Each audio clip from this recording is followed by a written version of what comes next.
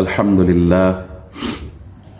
لله رب العالمين والصلاة والسلام على سيد الأنبياء والمرسلين وعلى كل ملائكتك المقربين وعلى عباد الله الصالحين أما بعد فأعوذ بالله من الشيطان الرجيم بسم الله الرحمن الرحيم قال الله تبارك وتعالى في الكلام المجيد بعد أعوذ بالله من الشيطان الرجيم يا أيها الذين آمنوا لا تأكلوا أموالكم بينكم بالباطل إلا أن تكون تجارة عن تراض منكم صدق الله مولانا العظيم وصدق رسوله النبي الأمين الكريم ونحن على ذلك لمن الشاهدين والشاكرين والحمد لله رب العالمين۔ ہر قسم کی حمد، ثنا، تعریف و توصیف، بڑائی، کبریائی وحدہ لا شریک ذات کے لیے ہے، جو ہم سب کا خالق بھی ہے، مالک بھی ہے، رازق بھی ہے، جو دن کو رات میں اور رات کو دن میں بدلنے والا ہے، صحت مند کو بیمار اور بیمار کو صحت مند کرنے والا ہے، وَتُعِزُّ مَن تَشَاءُ وَتُذِلُّ مَن تَشَاءُ کا مالک ہے، مختار ہے، اختیار ہے اس کے پاس۔ درود سلام بے حد بے حساب بے شمار لاتعداد اس ہستی پر جو ہم سب کے خالق، جو ہم سب کے نبی، امام الانبیاء ہیں، محبوب ہے رب کے، مخلوق میں سب سے افضل ہے، خالق کے محبوب ہیں، جو وجہ تخلیق کائنات ہے، جو امام الانبیاء ہے، رحمت للعالمین ہے، شفیع المذنبین ہے، خاتم النبیین ہے۔ اللہ جل جلالہ و اعظم شانہ کے حضور دعا گو ہوں کہ مالک و مولا ہمارا آنا، بیٹھنا، سننا، سنانا اپنی بارگاہ میں قبول فرمائے۔ احباب، روڈ پہ چلنے والی گاڑی اگر رولز کو فالو کرے، جہاں چلنے کا حکم ہو وہاں چلے، جہاں رکنے کا حکم ہو، اشارہ ہو وہاں رکے، سپیڈ لمٹ کا خیال رکھے، ٹریفک لائٹس کا خیال رکھے، اور جو رولز ریگولیشن ٹریفک اتھارٹی نے دیے ہیں ان کو وہ فالو کرتے ہوئے گاڑی چلائے تو وہ منزل پر خیریت سے پہنچ جاتا ہے۔ زندگی کی گاڑی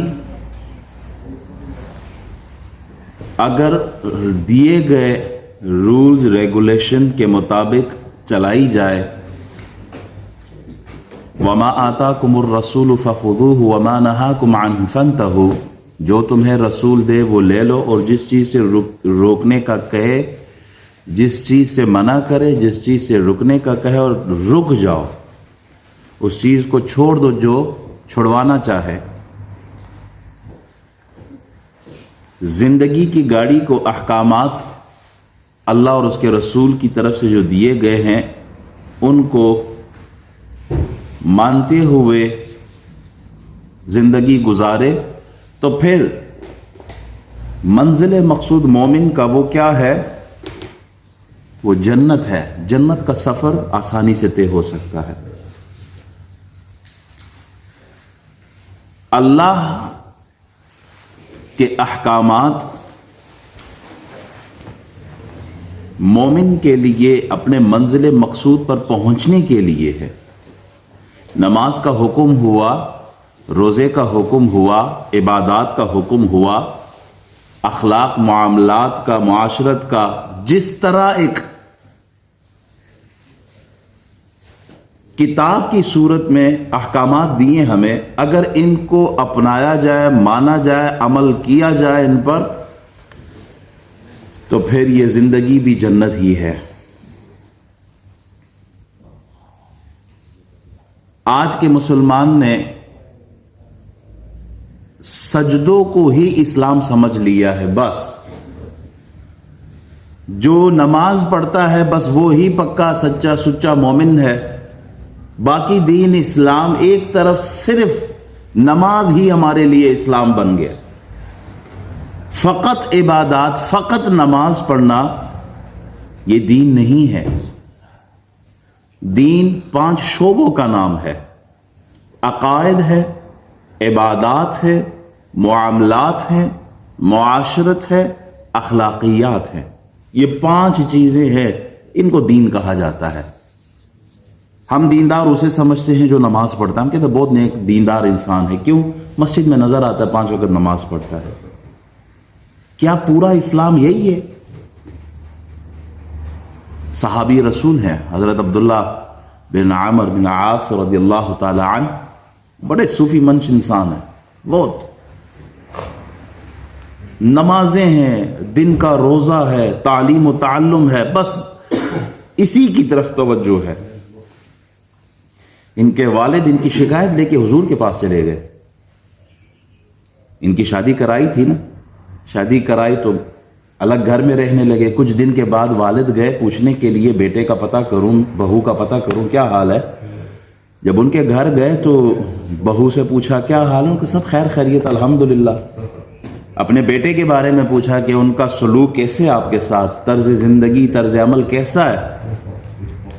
تو آگے سے بہو نے جواب دیا کہ اب آپ کا بیٹا بہت ہی نیک انسان ہے، very nice and kind person. پوری رات عبادت میں گزار دیتے ہیں. He prays all night, stands in salah, nawafil, optional salah. He spends all of his night on musalla. And the day he fasts every single day just to please Allah subhanahu wa ta'ala. اللہ کو راضی کرنے کے لیے رات کو عبادت کرتے ہیں، دن کو روزہ رکھتے ہیں. بہت اچھے انسان ہیں. حضرت عمرو بن العاص بڑے جاندیدہ انسان تھے، سمجھدار انسان تھے. وہ سمجھ گئے کہ ان جملوں میں بہو کوئی شکایت کر رہی ہے. بجائے خود کچھ کہنے کے اپنے بیٹے کو سیدھے چلے گئے رسول اللہ کے پاس. یا رسول اللہ یہ واقعہ ہوا، میری بہو نے یہ الفاظ کہے.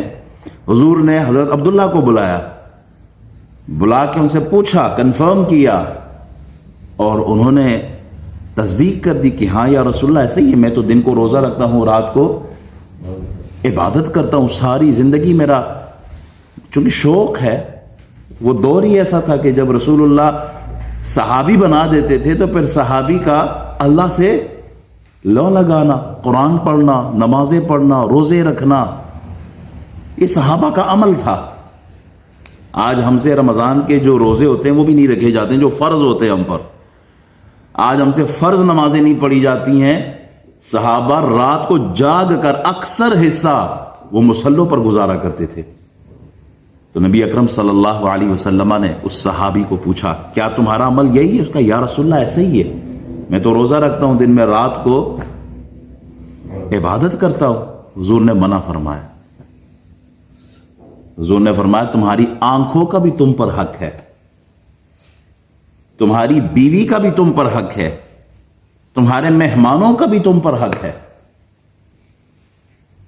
یعنی آپ علیہ الصلوۃ والسلام نے تربیت فرمائی ہے اللہ کی عبادت جتنی بھی کی جائے وہ کم ہے. ہم اللہ کی عبادت اس کی شان کے لائق نہیں کر سکتے. ساری زندگی بھی سجدوں میں رہے وہ حق ہم ادا نہیں کر سکتے.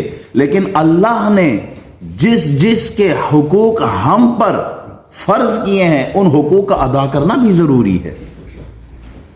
بیوی کا اگر حق ہے تو وہ حق بھی ادا کرنا ہے، ماں باپ کا حق ہے تو وہ حق بھی ادا کرنا ہے، اولاد کا، رشتہ داروں کا، پڑوسیوں کا، کمیونٹی کا، خاندان کا، ان سب کے حقوق آپ کے ذمے ہیں تو آپ نے ان سب کے حقوق ادا کرنے ہیں.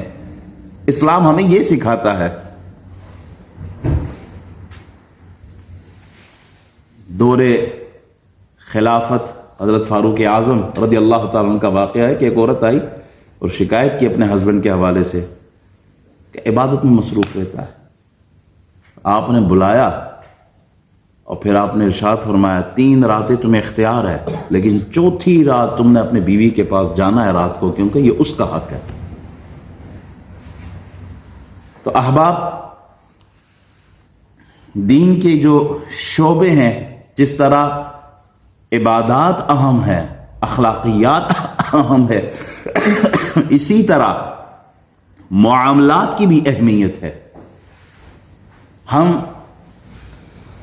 کمیونٹی میں رہتے ہیں، ہم انسانوں کے ساتھ ہمارا واسطہ پڑتا ہے، لین دین کے معاملات آتے ہیں، خرید و فروخت کے معاملات آتے ہیں، قرض اور امانت کے معاملات آتے ہیں. ہمارا واسطہ بازاروں میں، مارکیٹوں میں، اسکول، ہسپتال، ہر جگہ انسانوں سے ہمارا واسطہ پڑتا ہے. تو یہ جو زندگی ہے، یہ جو معاملات آتے ہیں، لین دین کے ہو، خرید و فروخت کے ہو، گواہی کے ہو، امانت کے ہو، یہ سارے اسی کیٹیگری میں آتے ہیں، معاملات کے. اللہ تبارک و تعالی سورہ نساء آیت نمبر 29 میں ارشاد فرماتا ہے، یا ایھا الذین آمنوا لا تأکلوا اموالکم بینکم بالباطل. اے ایمان والو، باطل طریقے سے آپس میں ایک دوسرے کے مال نہ کھاؤ. یا ایھا الذین آمنوا، خطاب مجھ سے ہے اور آپ سے ہے. ایمان والو، باطل طریقے سے آپس میں ایک دوسرے کے مال نہ کھاؤ. اتنا خوبصورت میسج ہے اللہ کا، اتنا بہترین، خوبصورت. اگر اس پر عمل کیا جائے تو گھر میں، خاندان میں، کمیونٹی میں، ملک میں اور ساری دنیا میں امن آ جائے. آدمی باطل طریقے سے مال کیوں کھائے گا؟ رسول اللہ صلی اللہ علیہ وسلم کی حدیث مبارک ہے. آپ علیہ الصلوۃ والسلام ارشاد فرماتے ہیں، حب الدنیا رأس کل خطیہ، کہ یہ جو دنیا کی محبت ہے نا، یہ ساری برائیوں کی جڑ ہے. ساری برائیوں کی جڑ کیا ہے؟ دنیا کی محبت. جب آدمی کے دل میں دنیا کی محبت آئے گی، پھر وہ دنیا جمع کرنے میں لگ جاتا ہے، ادھر بھی ہاتھ مارتا ہے، ادھر بھی ہاتھ مارتا ہے. جب دنیا کی محبت اس کے دل میں آئے تو پھر چوری کا راستہ بھی اسے نظر آتا ہے، ڈاکے کا راستہ بھی اسے نظر آتا ہے، رشوت کا راستہ بھی اسے نظر آتا ہے. پھر وہ جوا کھیلنے بھی چلا جاتا ہے، پھر وہ سود کے ذریعے مال کمانا بھی جانتا ہے، پھر وہ ناپ تول میں کمی کرنا بھی جانتا ہے، مال میں ملاوٹ کرنا بھی جانتا ہے، پھر وہ دوسرے کی زمین پر قبضہ کرنا بھی جانتا ہے. کیوں؟ اس کے دل میں دنیا کی محبت آ گئی ہے. وہ چاہتا ہے کہ کسی طریقے سے میرے پاس یہ دنیا آ جائے. تو اب نہ وہ جائز دیکھتا ہے، نہ وہ ناجائز دیکھتا ہے، نہ وہ حلال دیکھتا ہے، نہ وہ حرام دیکھتا ہے. نہ یہ دیکھتا ہے کہ اس کے کمانے سے میں نے اللہ کو حساب دینا ہے، نہ یہ دیکھتا ہے کہ اس کے کمانے سے میرے بچوں پر اس کا اثر کیا پڑتا ہے. حضور فرماتے ہیں جو ایک لقمہ حرام کا جائے نا، جس کا جسم حرام پر پلا ہو، جنت نہیں جا سکتا. تو یہ معاملات ہے. آپ غور کریں نا، جب دنیا کی محبت آتی ہے نا تو رشتہ داری بھی ختم ہو جاتی ہے. سگا بھائی ایک باپ کے اولاد ہوتے ہیں، آپس میں ایک دوسرے کی طرف دیکھنا بھی پسند نہیں کرتے. کیوں؟ کل تک تو سب ٹھیک ٹھاک تھا، آج اچانک کیا ہوا؟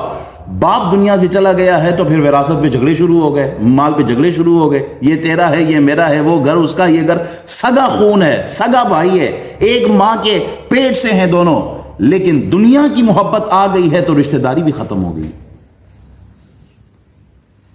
اللہ قرآن میں یہی فرماتا ہے، نہ ایک دوسرے کا مال غلط طریقے سے نہ کھاؤ. جو غلط طریقے سے مال کھاتا ہے وہ برباد ہو جاتا ہے. دیکھیں، آپ غور کریں، اس کی کتنی تاکید ہے.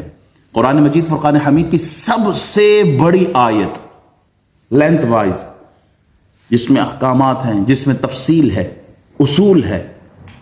وہ عبادت کی نہیں ہے کہ روزے کیسے رکھنے ہیں، نمازیں کیسے پڑھنی ہے. نہیں، نماز کا حکم ہو تو فرمایا اقیموا الصلاۃ وآتوا الزکاۃ. نماز ادا کرو، نماز قائم کرو، زکوٰۃ دو. لیکن جب معاملات کی بات آئی ہے تو پورے قرآن میں سب سے بڑی آیت سورہ بقرہ کی آیت نمبر 282 282 نمبر آیت ہے، بہت طویل آیت ہے، سب سے بڑی آیت ہے۔ اس میں کس چیز کا بیان ہے؟ اسی لین دین کا بیان ہے، معاملات کا بیان ہے۔ اس میں اس کی امپورٹنس کیا ہے، اسی ایک آیت سے آپ اندازہ لگا لیں۔ امام نووی رحمۃ اللہ علیہ اپنی کتاب ریاض الصالحین میں ارشاد فرماتے ہیں کہ توبہ کرنی ہو نا اور اس کا تعلق حقوق اللہ سے ہو تو تین چیزیں ہیں، تین باتیں ہیں۔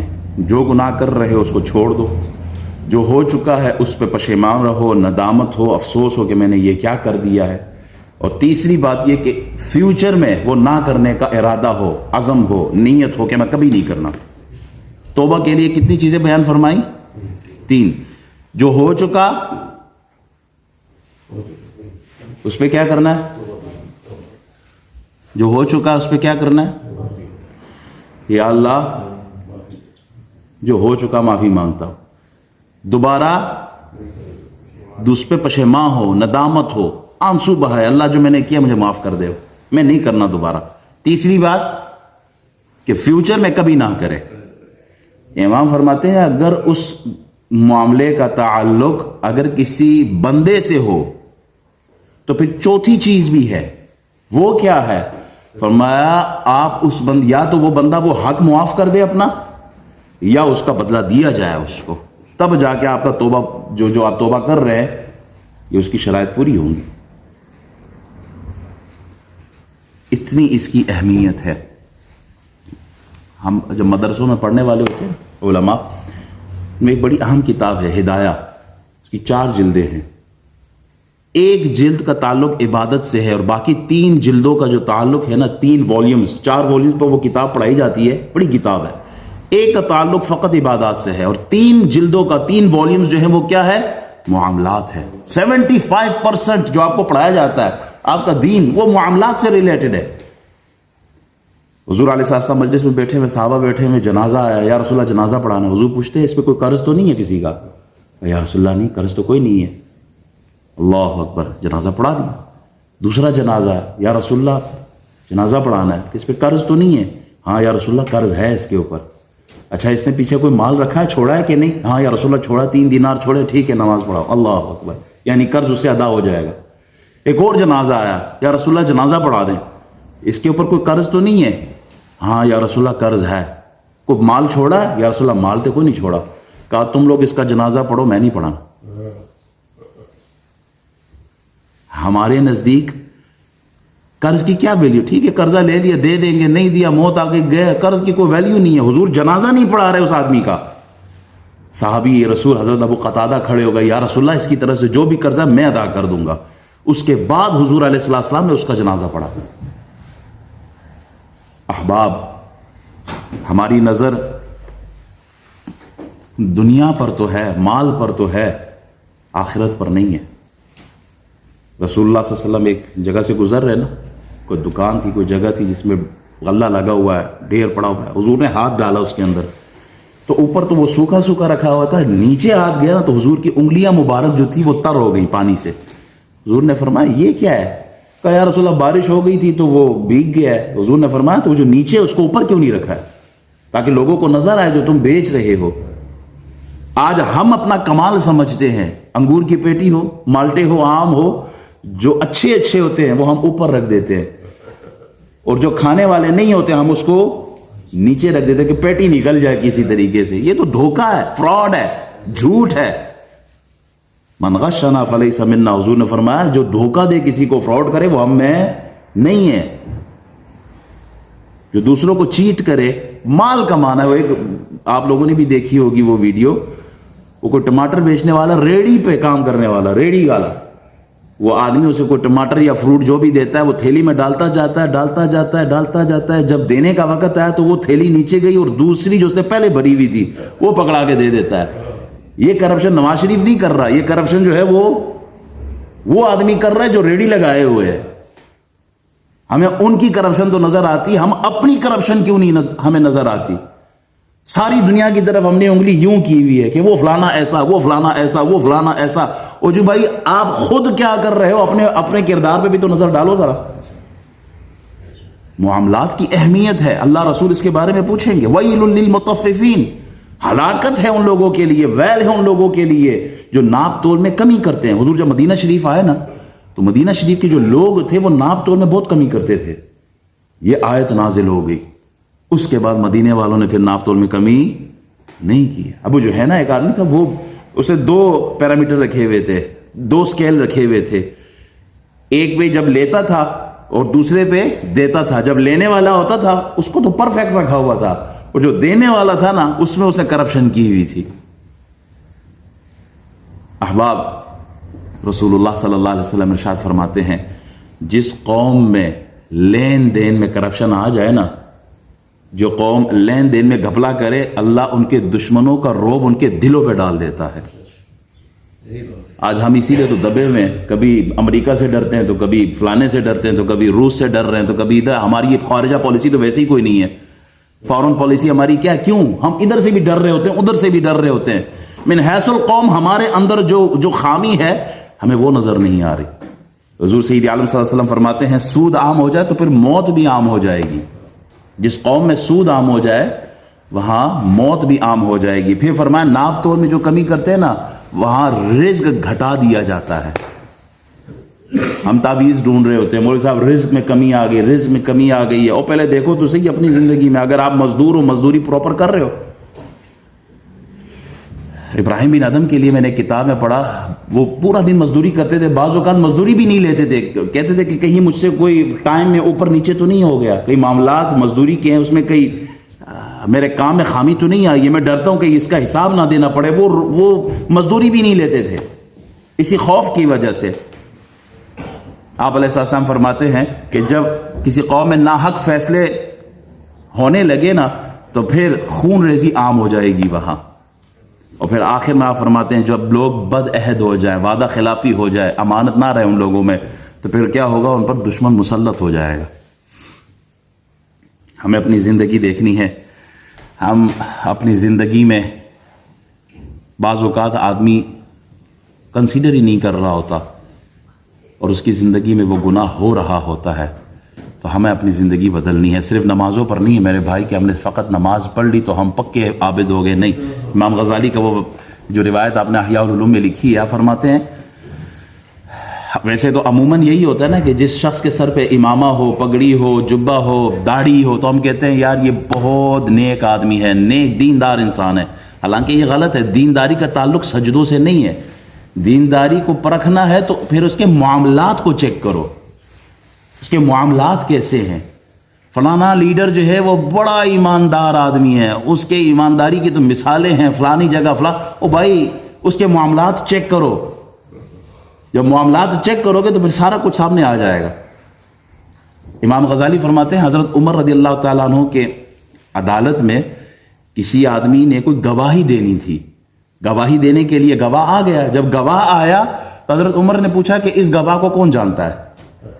کوئی جانتا ہے اس گواہ کو جو گواہی دینے آیا؟ تو اس گواہ کو کہا تمہیں کوئی جانتا ہے تو بتاؤ. تو ایک آدمی کو پکڑ کے لے آیا کہ ہاں جی جناب یہ جانتا ہے نا مجھے. تو اس آدمی سے پوچھا گیا کیسا آدمی ہے؟ انہوں نے کہا امام صاحب سبحان اللہ کیا بات ہے اس حضرت کی. تو قصیدے پڑھنے لگا. تو حضرت عمر نے کہا اچھا ٹھیک ہے، تو یہ بتا کہ تو اس کے پڑوس میں رہتا ہے، پڑوسی ہو، نیبر میں، آپ نیبر ہو اس کے؟ کہا نہیں جی نیبر تو کوئی نہ.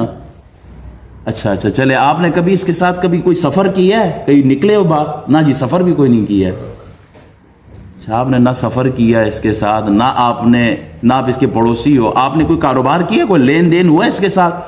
نہیں جی لین دین بھی نہیں ہے. آپ پڑھو انہوں ایسا آدمی بولا جو تمہیں جانتا ہو، تم نے یقیناً اس آدمی کو مسجد میں نماز پڑھتے ہوئے دیکھا ہوگا. انہوں نے کہا جی بالکل میں اس کو مسجد میں نماز پڑھتے ہوئے دیکھتا ہوں، اسی لیے میں کہتا ہوں بڑا اچھا آدمی ہے. اور میں نہیں یہ بات نہیں ہے، کسی ایسے آدمی کو بلا جو تمہیں جانتا ہو. ہماری پہچان اب کیا ہے؟ ہم یہ سمجھتے ہیں کہ جو آدمی مسجد میں سجدہ دیتا ہے یا داڑھی رکھی ہوئی ہے، امامہ پہنا ہوا ہے، جبہ کبہ دستار پہ نا، he is the best person in the community. Why? Because he prays 5 times salah in the masjid. Alhamdulillah. No, this is not the parameter to judge someone. کہ یہ کیسا ہے. اچھا نہیں, معاملات دیکھو, اخلاق دیکھو اس آدمی کے, اس کی ڈیلنگ دیکھو, اس کا کاروبار دیکھو کہ اس کی لین دین کیسی ہے. دھوکہ تو نہیں دیتا کسی کو. اتنی داڑھی رکھی ہوگی اور وہ فروٹ بیچتے ہوئے بھی اگر جھوٹ بولتا ہے, دھوکہ دیتا ہے, تو وہ دیندار نہیں ہے. اس کی پگڑی بھی رکھی ہوئی ہو نا, وہ دیندار نہیں ہے. دوسری طرف ایک کلین شیو ہو, اگرچہ داڑھی رکھنا ضروری ہے, رکھنی چاہیے, سنت رسول اللہ کی, کلین شیو آدمی ہو, لیکن وہ دھوکہ نہیں دیتا. وہ اس آدمی سے اچھا ہے جس نے اتنی داڑھی رکھی ہے اور دوسرے کو دھوکہ دے رہا ہے. اگر معاملات کو ہم سیکھیں جو اللہ رسول نے ہمیں بتائے ہیں, تو کمیونٹی میں امن آ جائے, اخلاق آ جائے. دوسرے کا مال نہیں دبانا, دوسرے کی زمین نہیں دبانا, دوسرے کی زمین پہ خود بیٹھ جانا, یہ بھی سب سے بڑا ظلم ہے. ایک درخت پر ایک عالم کو قتل کیا گیا ہے کہ یہ درخت وہ بھی چچے نے مارا ہے. شاید یہ بات میں نے پہلے بھی سنائی تھی. گھر کے باہر درخت لگا ہے, دو بھائیوں کی لڑائی ہوئی, ایک بھائی کو مارا, اس کا بیٹا اٹھا, اس نے, یہ لڑکا جو عالم دین تھا, میرا کلاس فیلو تھا, وہ لڑکا اٹھا اپنے چاچے کو مار دیا. ان کے بیٹے اٹھے اس عالم کو ہی مار دیا. تو ایک خاندان کے اتنے جنازے اٹھے, کس وجہ سے؟ یہ درخت میرا ہے. جہالت کی انتہا ہے. تو زمین پر قبضہ کرنا, کسی کی جان لینا, اللہ اس سب کے بارے میں پوچھے گا. اللہ تعالیٰ جو بیان کیا ہے عمل کی توفیق عطا فرمائے. اعلان یہ ہے کہ سنڈے کو ہماری اس مسجد میں ختم شریف کا اہتمام کیا گیا ہے. اس مسجد کے سابقہ نمازی جو اس دنیا سے چلے گئے, آپ لوگوں کے درمیان نماز پڑھنے والے صوفی عبدالجبار صاحب کا سالانہ ختم ہے, جس میں مفتی انصر القادری صاحب تشریف لائیں گے. ہیٹن مسجد سے علامہ غلام فرید عثمانی صاحب تشریف لائیں گے. آپ تمام احباب سے بھی گزارش ہے کہ آپ بھی تشریف لائیں. سنڈے کو 1 بجے ظہر کی نماز ہوگی اور فوراً ہی مختصر سا پروگرام ہوگا. آپ تمام احباب اس ختم میں ضرور شرکت فرمائیے گا. وآخر دعوانا الحمدللہ رب العالمین.